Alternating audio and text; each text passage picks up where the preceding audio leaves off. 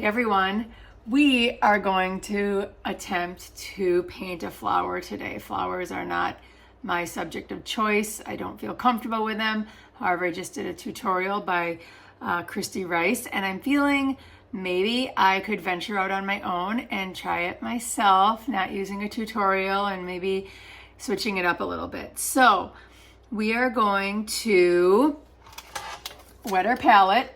I've pre-wet my palette, and we're going to paint on a card here. I have it all taped down, and we're going to get to work on this, maybe a rose type flower. I'm going to be using a size 12 round brush. I'm going to start by filling my wells, re-retting my paints. I already wet them, but I just want to make sure. And the first thing I want to make a decision is what color palette I want my flowers to be. One of the things you want to make sure is that you don't just use one color for the whole flower, because it is kind of flat, and that's not how nature works. There's folds, there's bends, there's shadows. So I'm going to, let's try to do maybe a corally pink.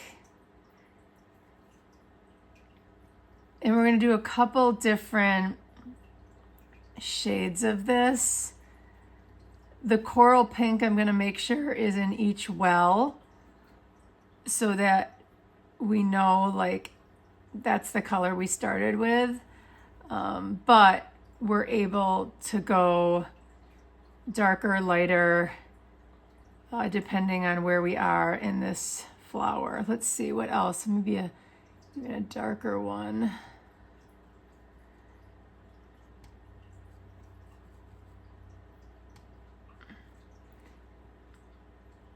That color got away from me a little bit, so yuck.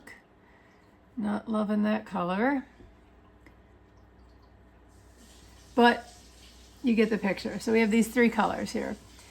So like any flower, or if you've seen a flower before, or a rose, the inside middle is usually the darkest. So we're going to start with our darkest color.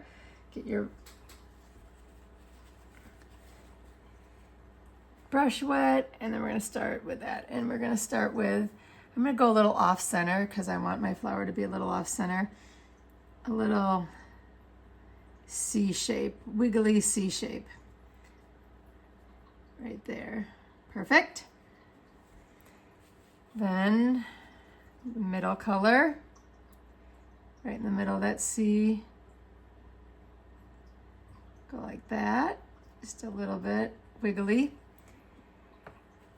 And if you want, you can dip your brush in again and just go on the outside to make it spread a little bit, to get it a little wet. There, yay. Okay, so now we're just gonna keep going, making those C shapes all the way around. But wait, yes, I know you can barely see this.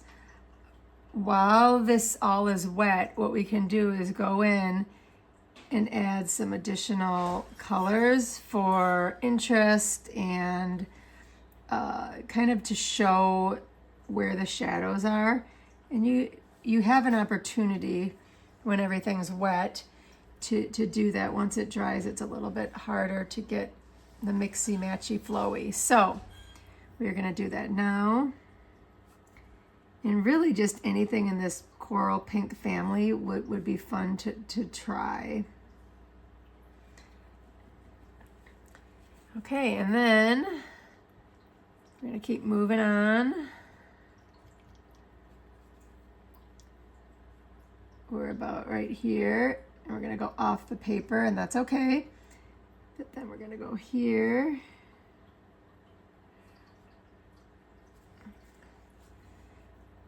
And again, just add some color, do some lifting, just to get some semblance of differentiation and the light hitting the petals in different areas. So depending on the paper you have, you'll either have a lot of time to do this or not too much. This is not 100% cotton, so I'm having not as much time to be working with these colors, but that's okay. It's still gonna turn out fine. And then we're gonna go like this. One more. Okay. And I still want to drop in more color. I'm feeling there's not enough differentiation, at least for my liking, so we're gonna keep going. Lifting, smoothing, all the fun things.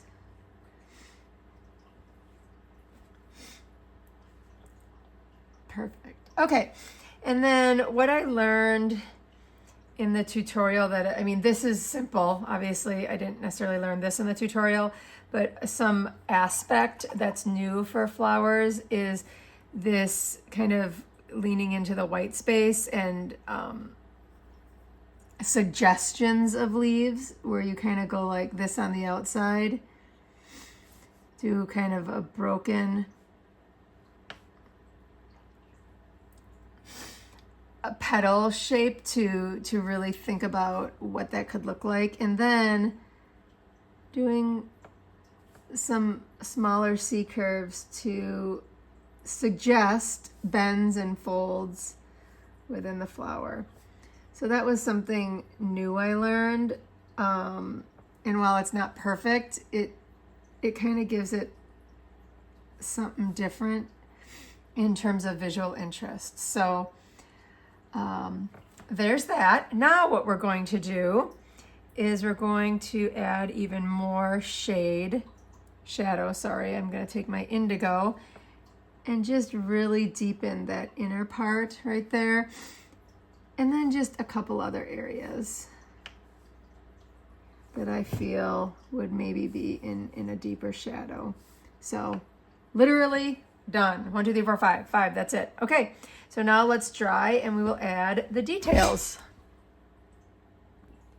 So everything's completely dry. We are done. No, we're not done with this yet. We are going to add some Dr. P.H. Martin's Bleedproof White. Here's how I use it.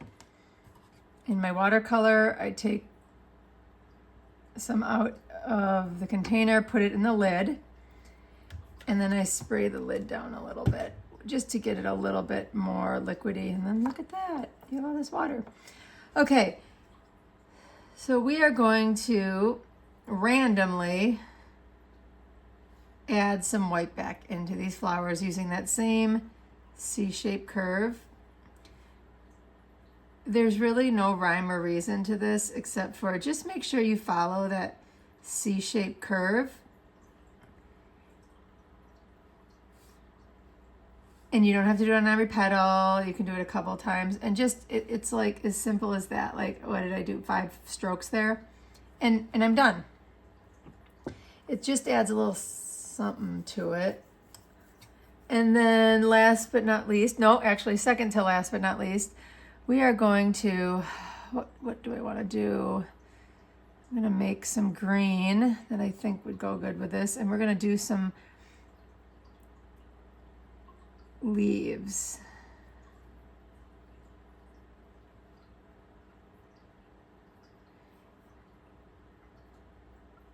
And just like the rose, you want to add some depth and additional color to it. So you'll probably want to do a couple different strokes and then leave it.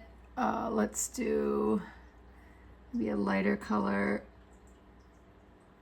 up there. And then on the edge, we'll drop this. Okay, so that's that. Gotta make a decision. I'm deciding if I want to put veins in the leaves. Oh, why not?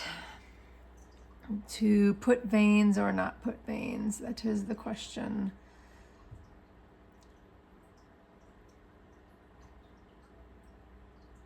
Okay, just a little something. Actually, I can't leave well enough alone. We'll see how that actually dries. Okay, so now we're gonna dry it and then paint in the background and do the beautiful tape pull.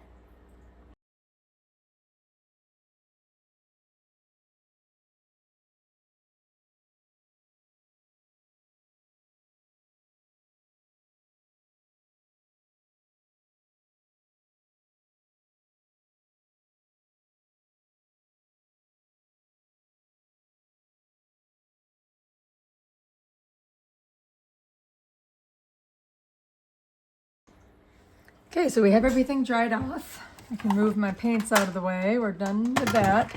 And now we just get to do the tape peel. For the background, I used a combination of Payne's Gray and Indigo. Sometimes I use a pure lamp black, but I thought for this piece it would be nice to do something not pure black to kind of go with that really nice pink of the rose. And I think this looks fabulous. I love all the white space that we created in this flower. It really, and then with the dark background, it makes it pop. So I love how this turned out, and I learned it from a tutorial.